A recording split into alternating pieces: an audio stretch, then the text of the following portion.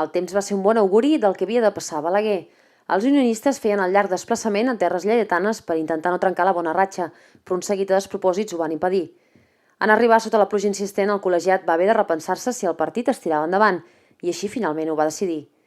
Mitja hora més tard començava la sisena jornada de Lliga per al Figueres, en un primer temps on els de casa van ser prou hàbils com per emportar-se 2 gols cap al descans, tot i que abans Jairo havia buscat trencar el 0-0 inicial amb un xut al lateral de la porteria local i Marc Mas amb un tret directe. El primer gol arribava amb mala sort, ja que en l'intent d'Ivan Parra, Ferran Grau el volia desviar i va acabar la pilota al fons de la xarxa. El segon, al final del primer temps, amb un xut directe de Sergi. Ben xops i amb els ànims tocats, els d'Arnau Sala i Xavier Ponsí van agafar aire i a la represa van canviar la tònica del partit. 3 minuts van necessitar el Figueres per fer el primer gol, gràcies a Marc Mas, que recollia una gran assistència a Pedro del Campo.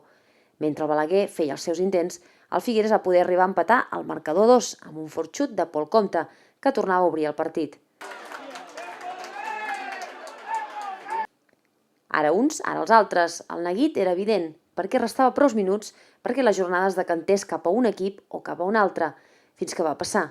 En el temps afegit, l'àrbitre va veure falta dins de l'àrea de Ferran Grau i el Balaguer transformava el penal que deixava el 3-2 definitiu.